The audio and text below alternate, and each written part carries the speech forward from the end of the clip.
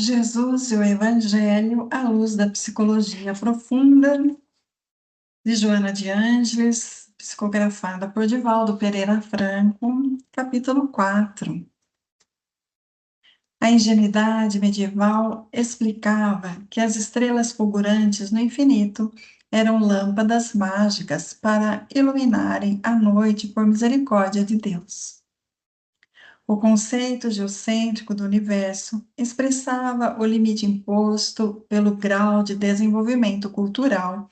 e intelectual dos seres ainda presos aos interesses da sobrevivência em ambiente físico, social, político e religioso hostil e castrador das expressões de liberdade, de conhecimento e de felicidade que sempre se encontram íncitos nos seres humanos.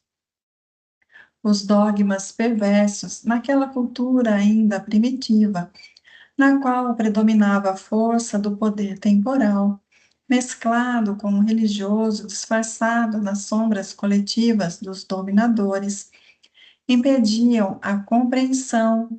do ensinamento de Jesus, que procedia de outras esferas, portanto, de uma feliz morada que a mente humana de então não dispunha de meios para entender. Vivendo níveis de consciência muito primitivos, em sono e com leves sonhos, não era possível alcançar outros degraus, em razão do conhecimento e do pensamento, se deterem nos estágios primitivo e mitológico, que constituíram base para o estabelecimento de alguns princípios religiosos mais compatíveis com as necessidades existenciais, relacionando-os interpretativamente com as propostas morais e espirituais neotestamentárias. Sem recursos para libertar o espírito, que vivifica da letra que mata, os teólogos mantinham as mentes encarceradas na sujeição às palavras e aos decretos audiciosos de reis e papas dominadores, antes que aos nobres postulados libertadores da consciência livre de peias, conforme Jesus viera ensinar, estabelecendo o primado do espírito como fundamental para o progresso da humanidade. A Terra, então, considerada como centro do universo, era o núcleo fundamental do pensamento cultural e religioso, estabelecendo que o reino dos céus se desenhava em torno do globo, como se fosse também um dos áulicos girando à sua volta, sempre acima, porque abaixo se encontrava o inferno de punição eterna, compatível com a sombra coletiva, encarregada de coibir o desenvolvimento e comportamento da sociedade. O homem, escravo de outros homens, mesmo que vivendo em liberdade, encontrava-se-lhe submetido e servil, sem o direito de alcançar a própria identidade, confundida nos conflitos ancestrais que o inconsciente coletivo e individual liberava em contínua aflição. A Terra, segundo a mentalidade religiosa, naqueles dias, era um vale de lágrimas, um lugar de desterro, naturalmente, para alguns, aqueles que eram submetidos indefensos, enquanto aqueles outros que assim se expressavam, locupletavam-se nos gozos ou deixavam-se arrebatar pelos conflitos masoquistas em que se consumiam, perdido nos transtornos emocionais e sexuais que os perturbavam. Tornavam-se cruéis, em consequência, impondo castrações dolorosas que ainda remanescem através dos tempos em inúmeras condutas individuais e de diferentes grupos socioculturais. A cristologia em que se fundamentava a Igreja Antiga e ainda permanece, apesar das atuais conquistas indiscutíveis da astrofísica, considerando Jesus Deus em total embriaguez conceitual que se opõe à realidade de Jesus homem, Filho e não Pai, não se diluindo no mistério da Santíssima Trindade, próprio ao pensamento mítico ancestral, considerava que essas moradas poderiam ser identificadas como o paraíso, o purgatório e o inferno, para onde eram recambiadas as almas após a morte física, de acordo com sua fidelidade ou o não cumprimento dos postulados evangélicos. A pobreza e a aridez desse sentimento fanático convidavam ou condenavam todos os povos nos quais as propostas de Jesus não haviam chegado e onde, por sua vez, predominavam os excelentes ensinos também libertadores de Cristo, Buda, Lao Tse, Confúcio, Hermes Trismegisto e muitos outros missionários do bem e do amor, cujas vidas expressavam a grandiosa anterioridade de sua procedência. Seus ministérios eram significativos e prenunciavam o momento de Jesus, que lentamente se inscrevia nos tempos afora, ampliando aqueles ensinamentos que o precederam. Na perspectiva da psicologia profunda, todos eles foram libertadores das sombras coletiva e individual, sulcando o solo do ego, para deixar que desabrochasse o self e todas as suas implicações na consciência geral.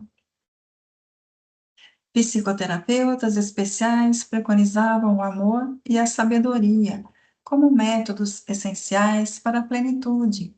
embora sob diferentes colocações que, sem dúvida, levam à mesma unidade do pensamento condutor da divindade. Intuídos pela percepção extrasensorial e alcançando o estágio luminoso, contribuíram decisivamente para o adiantamento espiritual de milhões de vidas que se encontravam na ignorância da realidade e alteraram o comportamento geral, deixando marcas especiais de entendimento das divinas leis e da regência do cosmos. Disciplinando a vontade mediante experiências psíquicas vivas e intercâmbio seguro com os espíritos, alcançaram a realidade e embriagaram-se de alegria no corpo, de que se utilizavam momentaneamente, a fim de retornarem ao estado de plenitude definitiva que haviam antegozado.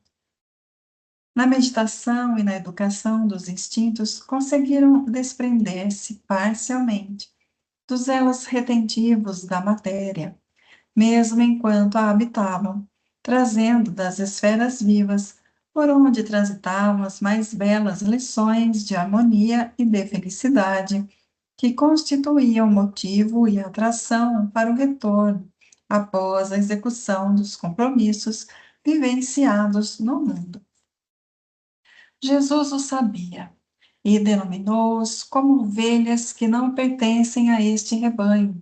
referindo-se aos presunçosos contemporâneos que se atribuíam a paternidade divina com desdém pelos demais povos, que certamente teriam outra ascendência, o que constitui um absurdo, partindo-se do pressuposto de que Deus é Pai e Criador de tudo e de todos.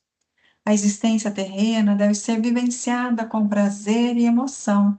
em face da riqueza de experiências que oferece, auxiliando o espírito a desnovelar-se das faixas inferiores das paixões.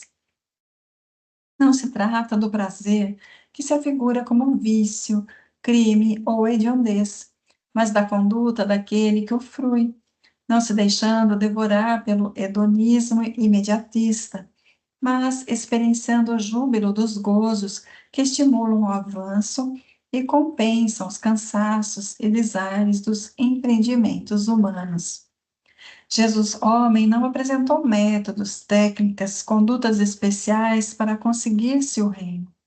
Ele é tudo isso. Viveu todas essas expressões, apontando as muitas moradas que existem na casa do Pai. Referiu-se, indubitavelmente, aos mundos habitados que povoam o universo, graças aos milhões de galáxias que surgem umas e se consomem outras, absorvidas pelos buracos negros, exaltando a incomparável e insuperável glória da criação. Quanto mais primitivo o princípio espiritual, mais grosseiro é o mundo em que deve habitar, a fim de experimentar o desabrochar dos conteúdos psíquicos nele jacentes, que já se vão desenvolvendo conforme os fatores mesológicos e circunstanciais, guiado pelo fatalismo da evolução que nele existe, ascendendo na escala da evolução e transferindo-se de um para outro mundo, conforme a necessidade do seu progresso, que jamais se encontra estanque. Mundos, sim, existem, que podem ser considerados infernais, tendo-se em vista as condições de habitabilidade, para onde são recambiados os espíritos calcetas e renitentes, que sintonizam com o seu psiquismo, ali se depurando dos instintos mais assalvejados, porém, ascendendo depois a outras estâncias purgatoriais, menos severas e mais compatíveis com o programa de desenvolvimento espiritual, até alcançar aqueles que são felizes, onde não mais existem dores, nem vazios existenciais, infortúnios ou ambições inúteis. O bem e o mal, essa dualidade, luz e sombra, em que se debate o espírito humano, representam o futuro e o passado de cada ser humano no trânsito evolutivo. O primeiro, à luz da psicologia profunda, é o auto-encontro, a liberação do lado escuro planificado pelo conhecimento da verdade, enquanto o outro são as fixações do trânsito pelos instintos primários, que ainda vicejam nos sentimentos e na conduta, aguardando superação.